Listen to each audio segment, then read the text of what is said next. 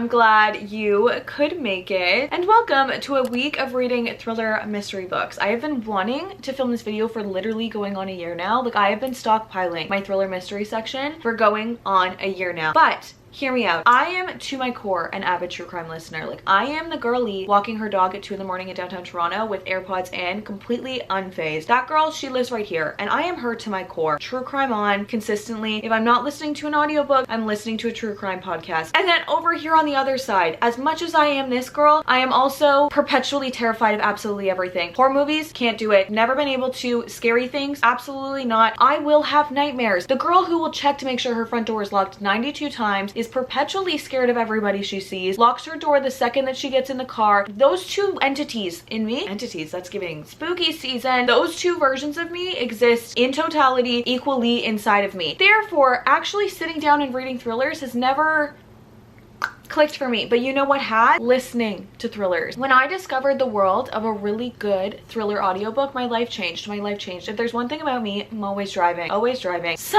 on some of the really long road trips that I've done recently, semi-recently, since May, not all that recent, I always listen to thriller book. And now we are officially in spooky season. We are officially in October, and it feels like the right time for me to have fallen in love with a good thriller audiobook and now translate that over to my favorite actual part of the hobby, which is reading. So we are going to attempt to read thriller spooky mystery books for a week straight. That's the plan. Spooky season is upon us, and it has been a good long couple months. That's dramatic. Good long time since a book has made me really feel something. And if what I have to do to really feel something in a book is be terrified and not sleep, I guess that's what we're subjecting ourselves to. I have no idea where this is gonna go. I am limiting myself to like actual thrillers or adult mysteries, because if I were gonna give myself all of the options, I would definitely read only YA true crime as genre, because bread and butter, love that with my entire life. It won't give me the spooky feeling. That is the point of this. Where this is gonna go is up for interpretation. I have no idea yet. I did ask you guys on Instagram some of your go-to thrillers, and you guys gave me a lot of really good answers. But I also have so many thrillers on my TBR that like I should read. Some of the ones that I have on my TBR were suggested a lot, so we'll see where this week takes us. The energy is I want to be scared, but I'm saying that now, and like there's a real chance if I'm actually very scared I won't sleep. Like a lot of the thrillers that I have read, I haven't read a lot. The like 3 thrillers that I've actually read, I've listened to a lot. There's a lot of thrillers on my Goodreads and Fable list. However, the 3 that I have actually read, I actually did end up reading in one sitting because I would have been scared if I didn't know the answer at least. So we'll see where this goes. I'm already questioning my decisions. No, I don't think you understand the type of how easily scared I am. My boyfriend is an avid horror movie person, and he always is like, just one. And every single time I'm terrorized from it inside my brain for like the next month, like sleep with all the lights on kind of terrorized. Maybe this is not a good idea. Well, we're too deep now. Welcome to a week of reading mystery thrillers. Hopefully this does not induce night terror. I got all ready for the day, sat down to film this, and didn't really think about what I was doing to myself. And it gets dark so much earlier. But hey, there is absolutely no feeling better than the twist in a thriller or a mystery book hitting. So that's what we're looking for, to feel fear and to find some good twists. Welcome to a week of reading thriller mysteries with the most scared person you've ever met in your entire life.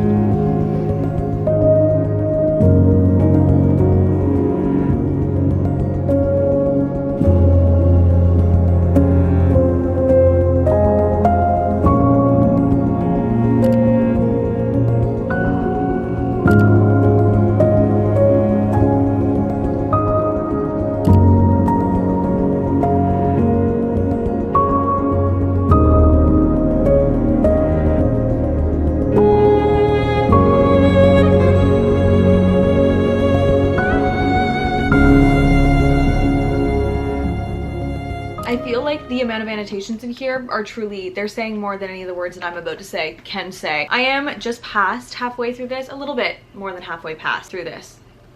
What would the correct way to say that sentence be? I am just past halfway through this book. I think there's 480 pages and I'm on page 271. There's no chapter numbers, so I can't exactly give you that information. I can say for what this book is, what comprises the story of this book, it's not long enough. It's not long enough. That's dramatic. That's really dramatic. It's actually taken me quite a while to get to where I am. It's one of those big hardbacks with the tiniest font ever, just the most filled pages. They could be filled more. They could. I could read 1,000 pages of this story. I could. Maybe then that would be too long. I mean, maybe the 480 pages are gonna be too long. We don't know. This is so much bigger than what it's been marketed to me as. I feel like when I saw people describing what this book was about, they were right. Like that was the correct way to explain it. But I've also seen a lot of videos of people like reading the reactions to the end, or like having 30% left or 10% left and being like, I don't want to leave this world. I don't want to finish this book, but I want to know what's going to happen. I feel like that is me. Every single waking moment that I've had to read, even if it's like a time that I would maybe pick up my phone, I'm not doing that. And I'm picking up and I'm reading this goddamn book. This is a genre of book that I didn't really know that I needed. The complaints that I've heard about this is that like a thriller mystery never needs to be over 300 pages, in which I would say I normally agree, but all of the literary fiction aspects that we're getting in this, like this is not like a typical mystery thriller. Like I can't imagine this is just categorized as a typical mystery thriller. I could have looked at that information before sitting down and talking to you, but I don't have an answer right now. But for what this is and for what we're getting, it's not enough pages. This is one of those books that you completely forget that you're reading and you're just so locked and loaded with these characters, and the amount of emotion that I am feeling for these characters is simply unmatched. I feel like the best way that I can like compare this to something else that I've read that like maybe you have also read is like what Ellen Hildebrand's literary fiction-esque books are to romance. This book is literary fiction-esque to the mystery thriller genre. The core story of what everything is kind of revolving around is one day in 1975 at a camp in the Adirondack Mountains, a counselor wakes up and one of the girls who's supposed to be in the cabin isn't there. But this isn't just some girl. This is the Van Laar daughter, which the Van Laars are a family like of stature like the Rockefellers, one of the most wealthy families, and this family also happens to own the land and the camp that this is taking place on. The Van Laar kids have never gone to this camp, but for some reason, which we're finding out right from the beginning, Barbara is going because she's been going through something. But this day in August in 1975, they wake up and she's gone, and we're jumping through time a lot, but it hasn't been confusing. At the beginning of every single chapter, there's like a timeline and then it's bolded what timeline you're in, but there's so many stories taking place and so much background. It's so good. It's so good. Immaculately told, and it's such an immaculate story. This author is so good at intertwining such complex stories. Like I can't even imagine the true crime-esque wall mind map she would have to connect to this whole story. And like I feel like we haven't even at this point gotten a lot of answers. It's just so much interesting information and like such deep dives into characters that you don't even know you're gonna get the point of view of. The best way I can explain it is it's like listening to true crime, but instead of just hearing the things that have happened or taken place or just given facts, we're in the brains of everybody that it is affecting. It is so I love this so much. This is some of the most fun that I've had reading in so long. It has this like eerie feel to it, but it's not scary. The setting and the time feels executed to perfection. Like maybe I am just really loving the story and I'm painting this insane image in my head, but like this 1975 Adirondack Mountains with this insanely wealthy family, it's so interesting. It's so cool. It's such a conversation on wealth and class. We're getting like intense point of views from the counselor who has never been as well off and is only working at this camp because her boyfriend is a family friend of the Van Laars, and that's the only reason that she's gotten this job. And then we're also really in the point of view of the mom who has gone through so much trauma, so much. Being in her head has made my like heart hurt. There's been so many moments in this book. I have truly annotated so much of this book. There's just been like lines that have just been so impactful. The people searching, the people who are doing these searches being in their heads and like all of their stories, why this is traumatizing for them or what this is bringing up for them. It's beautiful. This is one of those books that I'm like, this is not necessarily categorized as literary fiction, but this is one of those moments that it's like, okay, I think I would really love literary fiction. You're just so in the world with these characters and it's painful and it's hard, but it's also, there's moments of reprieve like in everything, and we're getting all of these timelines. Essentially we have 1950s, 1961, 1973, June 1975, July 1975, and August 1975, with Barbara going missing in August of 1975. And honestly, Barbara's mom's story is probably the one that's pulling on my heart the most. Right out of the gate, the very first chapters we're getting of her, it's like, it's already painful to be in her head with what you know that she's already been through, but then to go back and like watch watch the events unfold. I just feel like I don't feel like I'm reading. Like I feel like I'm either watching like a really well done Nicole Kidman true crime show on Netflix, but also because I'm reading, it's like so much more impactful. I don't know. I am definitely probably taking way too much out of this mystery thriller-esque book, but it has been impactful so far. And also just the conversations that are going on feel very true to the times in a way that makes me really grateful that we live in the world that we live in now. Like conversations of sexuality, of women not having the power to leave abusive situations, just so much. And it's a big conversation on class and on money and on expectations of children. It's everything. Very much so a character analysis that's tied together with this eerie thread that is this big mystery that's going on. And I feel like every single time I flip the page and it's a new chapter, it's a character I was not expecting to get the point of view of, or that I completely forgot in the last part we were getting point of views from, and I am so excited to see what is going on in that timeline with that person. It's across the board a very emotional read. It's really well done. It's really well done. That's the way I can explain it. In terms of like it actually being a mystery thriller, I'm really curious to see where it's gonna go. There's so many loose ends, there's so many storylines that it could not be wrapped up well. I have no idea. The actual enjoyment level of reading this,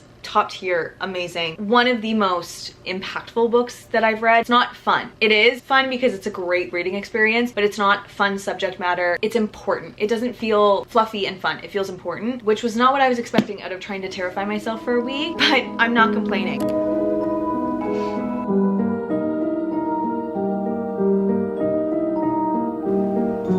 This is the perfect example of a book finding you in exactly the right place, and the time and place in which you read a book totally determines how it hits for you. Because when I typed in spooky little ambiance when I started this book, I have re-listened to this hour-and-a-half long video, the entirety of reading this. It is spooky. I don't really look at it, the Halloween-ness of it. It's just the vibes are there, but it feels exactly like I am in this world. It's like the right amount of on edge. It's like putting a soundtrack to a scary movie or an eerie movie. It's just, and I feel like it's making the experience better. I don't even know how much to attribute to it because I'm loving this and I'm loving listening to this with it. This is why I'm such a big proponent for listening to music while you're reading. It just elevates the experience and it makes the movie in your head so much more cinematic. Is she crazy? We'll never know.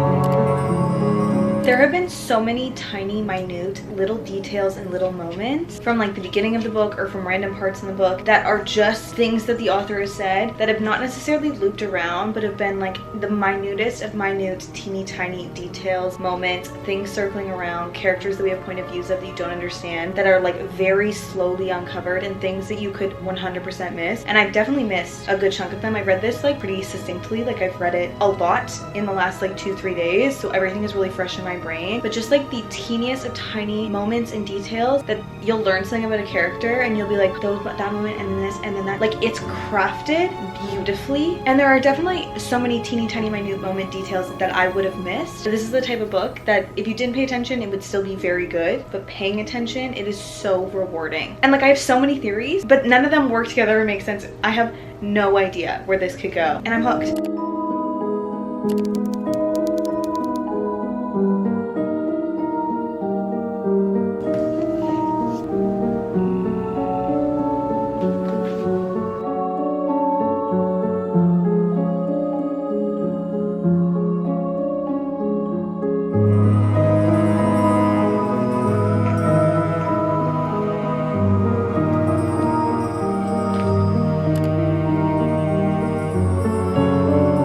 Six stars. No questions asked. Six stars.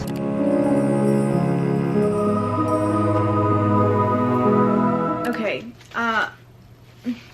Okay.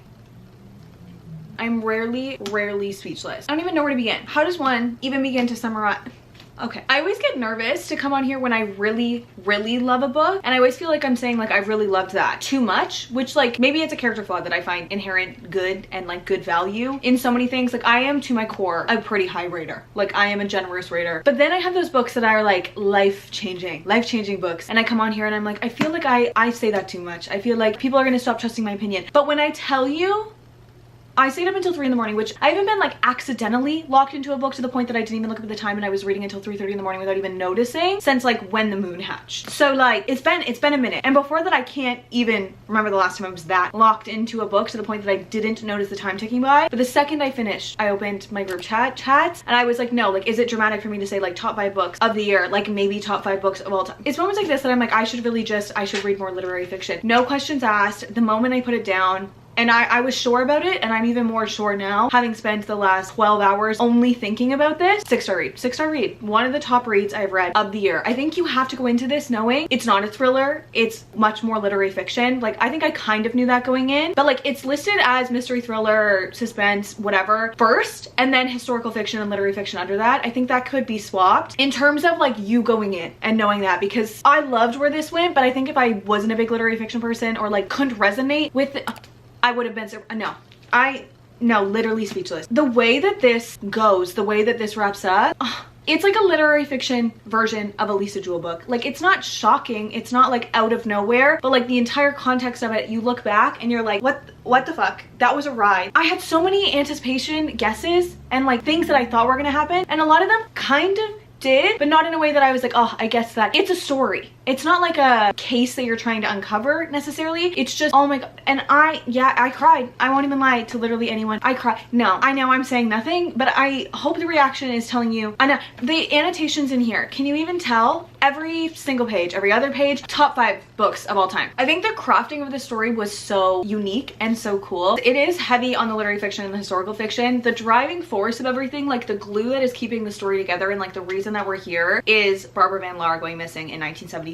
But it's really like just not the meat of the story. It's not. It's like the driver of the dates we're reading in, the characters that we're revolving around, but it's not what is good about this story. There's so much bad in this. There's so much tragedy. There's so much neglect, abuse, conversations on class, conversations on women in the 1970s. There's so many conversations going on in this that circle out and round about the central story that Barbara Van Laar has gone missing and Bear Van Laar went missing many years before. But you get all of these soft human experiences and moments, the times of falling in love for the first time, the times of like learning what love maybe isn't. These experiences aren't what love should feel like. These experiences of being a woman in the times, and just there were so many moments of reprieve, soft, tender, emotionally vulnerable thoughts the characters were having that were emotional in a way that wasn't like, oh my god, I'm sobbing, but was emotional in a way that you were like so locked in. It felt like a character study. It felt like these humans are such real people. And like, I want to say that the author was so good at having such diverse interpersonal relationships and existences of these characters. But honestly, this book, in any single one of the point of views that it was in, could have been an entire book and been a 5-star and been really good. But you're in all of these interesting characters' point of views, and it's not that they're drivers of the story, they're different character analyses. You're understanding how characters ended up in the situation that they got in, and it's not for anyone's fault. It's more just like fly on the wall, look at all of these people for no reason other than like telling a story. I don't know how to explain it. It's literary fiction heavy. It is character analysis heavy. It was ambiently dark, but it wasn't scary, and it wasn't like twists all the time. It was just these tiny minute details that connected throughout, and these characters that when everything wraps up, it's such a good ending. It is also such a good ending. I felt so many things while reading this. Locked in and unable to pick up my phone for 3.5 hours straight when I was finishing it is one of them, but it wasn't necessarily that feeling of like wanting to sob, but it was that like tugs at your heart final feeling, like a resignation is maybe the best way to explain it. As soon as I went to read this on Goodreads, I read like the synopsis because I hadn't read it previously. I love going into a book blind, and it says that this is Liz Moore's most ambitious story, and a big part of me wants to go back and read more from her, how we got to this level of writing and storytelling. I think the best way that I can explain this book is you get like 5 in 1 for an emotional deep dive. Truly, most of the main point of views that we got could have been the entire book, and it would have been amazing, but delivered to you in a way that you don't even have to try to pay attention, because you already just are paying attention to the little details, because right from the beginning they're looping around. There was so much talk of language and so many like usage of literary devices that looped around, but only in certain characters. masterpiece. If somebody told me that 72 women worked on this and wrote this conversational book about women in the 1970s, this historical fiction that has this mystery thriller spin, I would believe it. I cannot believe that one singular woman thought up and executed the story the way that it was executed. That being said, I'm not all that spooked out. I'm not all that scared. I also have no idea how I'm supposed to move on from that. That is the type of book that when people say that'll leave me in a reading slump because it was so good. Now, I would normally completely switch genres because there's a real chance that I will slump out reading anything remotely close to that. However, we're trying to be scared for a week. So I was gonna go and get new mystery thriller books based on your recommendations, but I have like so many on my shelf that I haven't read. So many is so dramatic, but I have like a good few that I've at some point wanted to read. So I think I'm gonna try and pull one from there. I don't know how my brain is supposed to leave that. I literally don't know how my brain is supposed to leave that. Like, I don't know how I'm supposed to move on anywhere else. In terms of like actual literature, the best book I've ever read. Maybe that's dramatic. We need to pick a book. We need to move on. I don't want to. I want to live with these feelings. I simply don't think I'll ever recover.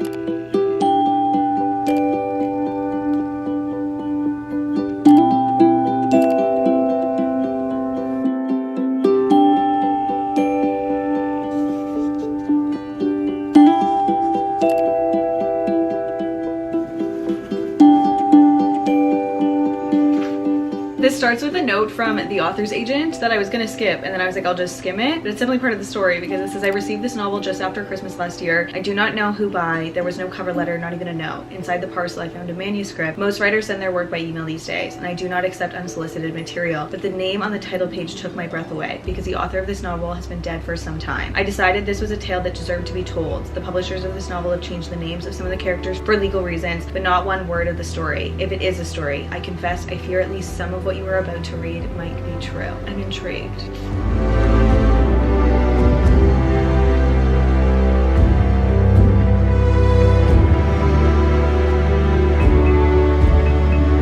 Families are like fingerprints. No two are the same and they tend to leave their mark. The tapestry of my family has always had a few too many loose threads. It was a little frayed around the edges long before I arrived, and if you look closely enough, you might even spot a few holes. Am I already regretting not annotating?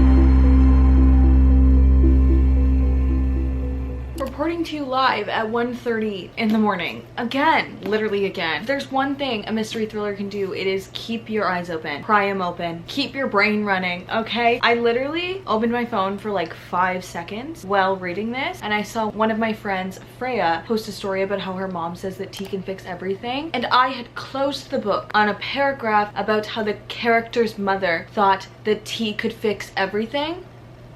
Sufficiently weirded out. Maybe reading thrillers alone in my house. Rachel just left for the weekend. I am alone right now. Was not the best choice that a scaredy cat like me could have made. I do feel elevated heart rate. I do. I'm thinking that if I have an ending, sleep may occur tonight without terrorizing nightmares. I am over 200 pages into this. I am on page 231 of Daisy Darker. I don't know why I decided to pick this one up. I think I looked at like 2 ratings and then was like, I loved Rock Paper Scissors by Alice Feeney, like I'm just gonna pick up another Alice Feeney book. And if I'm completely honest, I just went with the one that I'd had for longer. That was literally the only reason that I decided to pick this up. Also, my thought was His and Hers, which is the other Alice Feeney book that I have, is about like a murder investigation, if I'm not mistaken. That's how I remember it, but not much going on up here. Real chance I mixed that up. But I thought, having just read an amazing literary fiction-esque murder mystery investigation core, The God of the Woods, the one I just read, it would just like not compare and it would feel just worse. This is also obviously about murder. This is really good. This is really good.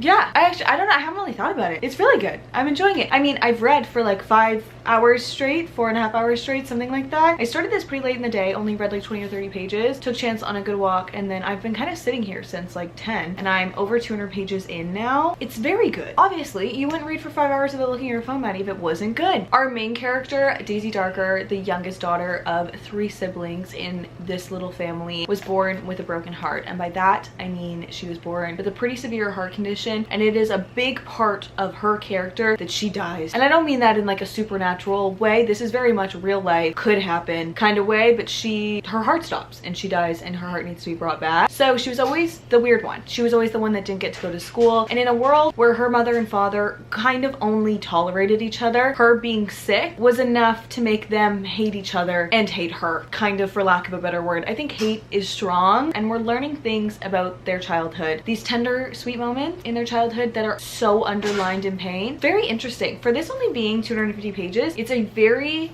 dynamic look at a very fucked up family, for lack of a better word. Daisy's Nana has always been like her closest friend, her father's mother, and they grew up on Sea Glass, which is an island 6 hours away from London that her family lived at when they first were getting started, and her Nana still lives at. But it is on an island that the tide goes in and out of. So once you're there, you're kind of stuck there for a little bit. And her Nana wrote Daisy Darker Has a Secret, which was a very popular children's book, and that was kind of the start of the demise, the fact that she wrote the book with Daisy's name. All of the kids are named after flowers: Rose, Lily, Daisy.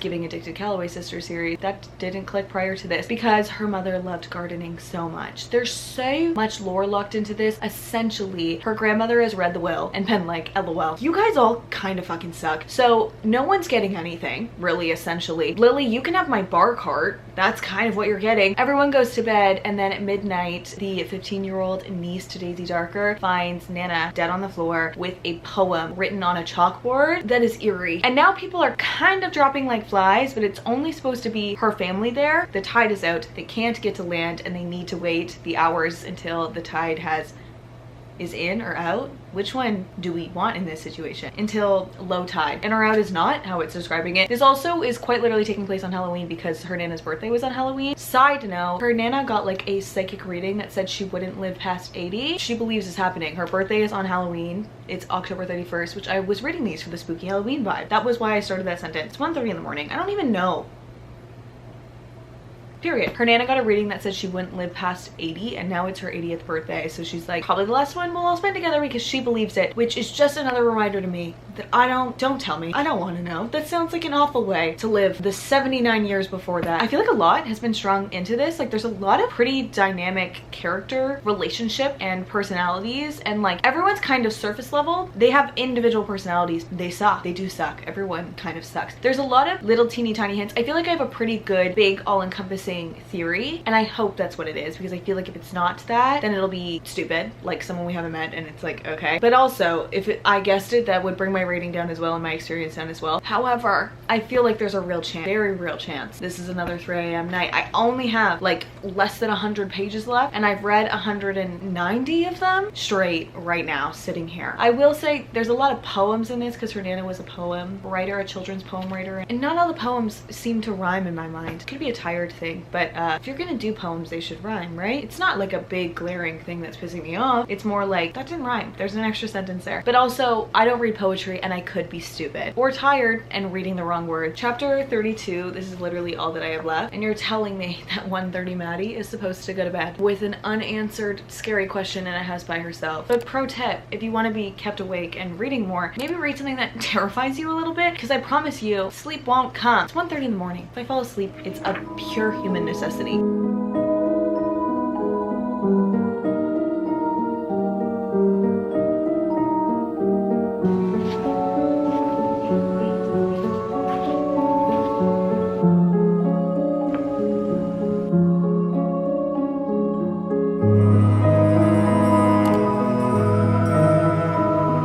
Reading something scary alone at night was definitely not the right choice. Definitely not.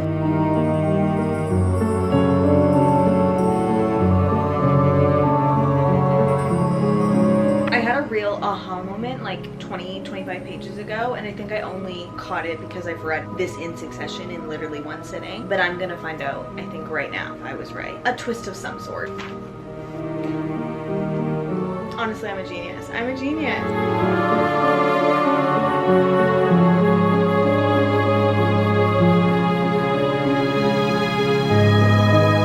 I don't think finishing it will make the sleeping easier.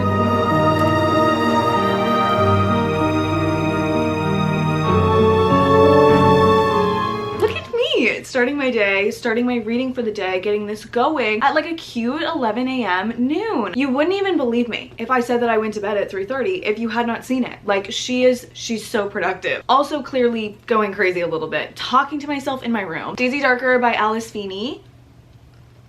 This was so good. This is better than Rock, Paper, Scissors in my opinion. When I read Rock, Paper, Scissors the first time, say that 5 times fast. When I read Rock, Paper, Scissors the first time, I was like, this is a 6-star read. I love it so much. It was one of the first, it was the first thriller I think I'd ever read. And then I gave it to my boyfriend to read and he was like, yeah, it was good. But like, I anticipated this and I guessed this. And like, looking back, not my favorite thriller that I've ever read. I don't think it stands as a 6-star. That was like baby beginning to read Maddie. So excited that there was a twist in a book. However, I think I liked this one more, so much more. There were so many cool emotional elements in this book. Most of Daisy's story, the twist, I did guess it. I don't think you would guess it if you didn't read it in succession in one sitting. It kind of was just like a passing thought. I read one line and I was like, oh my god, wait. And I did guess it. But then when it came true, it wasn't like a, oh, it was like a, oh my god. I was so right, and that makes this so good. I can't wait to see where this goes. And then the actual twist, like the culmination of everything, so good. It also was so damn emotional. I think I'm realizing that a thriller that has emotion in it,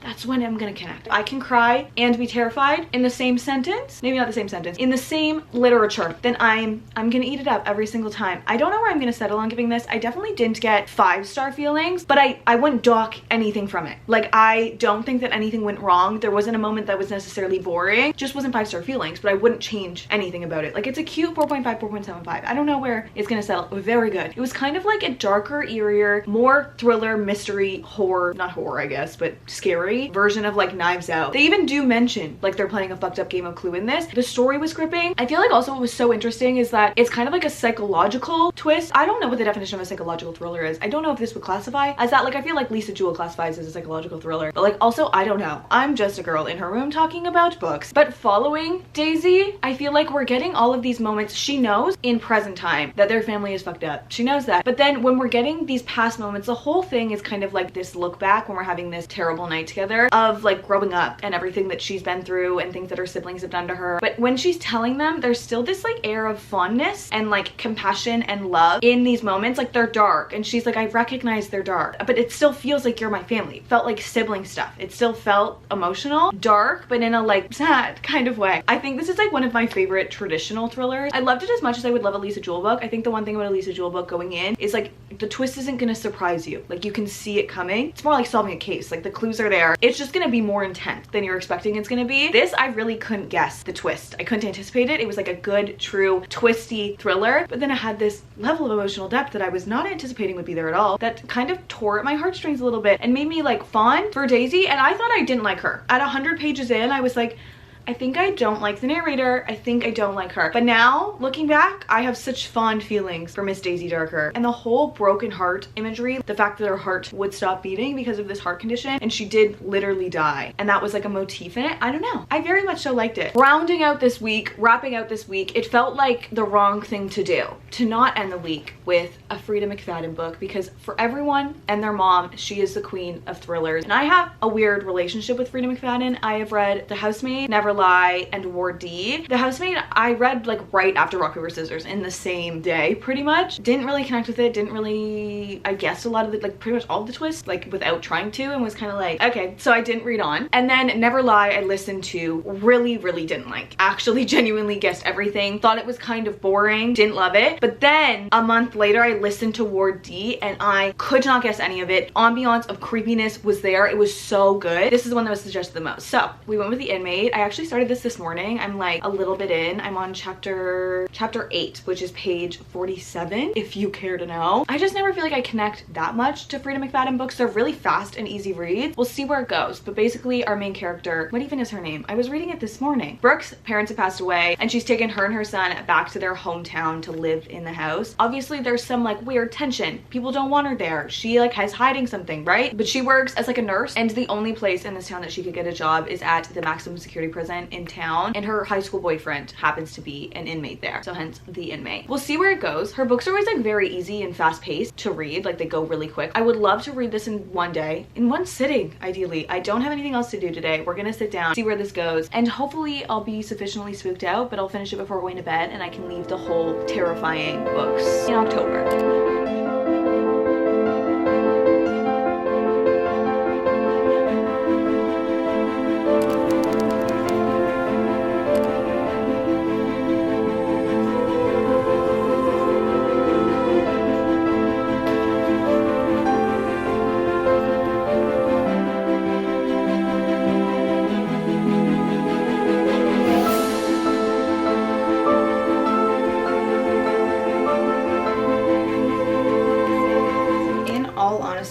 total transparent honesty, I am almost halfway. I'm on chapter 26. I don't think I'm loving it, and I don't really know why, and I'm scared to say that to all the Frida McFadden lovers. We'll see. We'll see.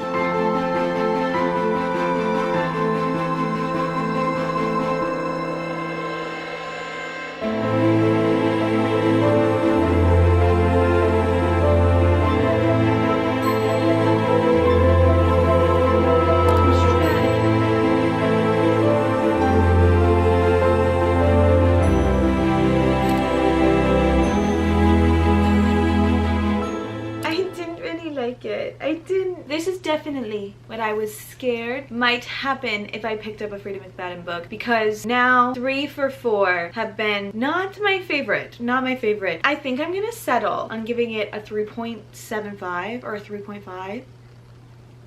A 3.5. It's a 3.5. I think I just maybe don't connect, or most times don't resonate with A, the way she writes, or B, maybe her characters. I don't know what it is. We got both present timeline and like an 11 years ago timeline. It was good. I feel like I guessed most of it, and like what I didn't really guess, I just didn't find all that shocking. Maybe because I just didn't really care about the character. I'm scared. I know the girlies love Frida McFadden, and I want to be a Frida McFadden girly so bad, but I just feel like I just don't resonate with her writing style. Like I don't feel any emotional connection or like feelings for the characters in her books most of the time. Like I feel like regardless of how good a twist is, if I really feel something for the characters, like I feel like I'm in their head with them and I feel like I kind of know them, I'm rooting for them. But I also guessed a lot of the twists in this. I don't know. I think if I were to like rank this would be my second favorite that I've read by her. Like I think it'd be Ward D, this, The Housemaid, and then Never Lie. But I do in my core think that I just am maybe not a Frida McFadden girly. I also think I maybe connect to the audiobooks more, then it's like a real person, versus like I feel like I can't attribute personalities or like people to her characters. Like I just feel like there's not a lot there in terms of character development. It's more so just a story, which like it was fun. Do not get me wrong. It's a fun, good read. It's a fun story. I also think if you're like not anticipating the twist, they would be good. They would be shocking twists. But I feel like I go into her books with my detective hat on because I've solved most of the ones that I've read, and I wish I could take the tinfoil hat off. I wish I could. I wish I could be a Frida McFadden girly. I wish I could. I didn't hate it. It was fun. I enjoyed it. It's not my kind of thriller. And I think we'll leave it there. I think I'll leave it there. And with that being said, I will not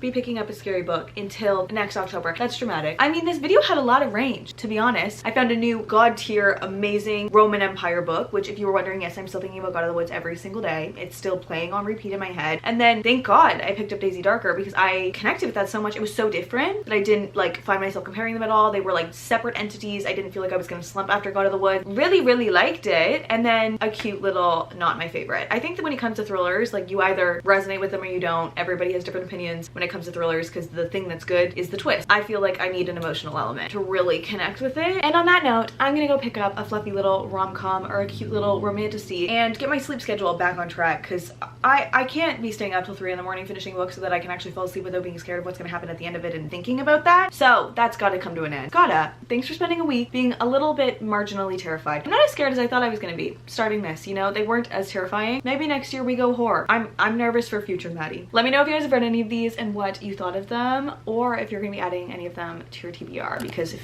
God of the Woods is not on your TBR and you read like me, I really think it should be. That's just my humble opinion. Love you. Bye. I would be lying if I said I wasn't excited to step away from the scary.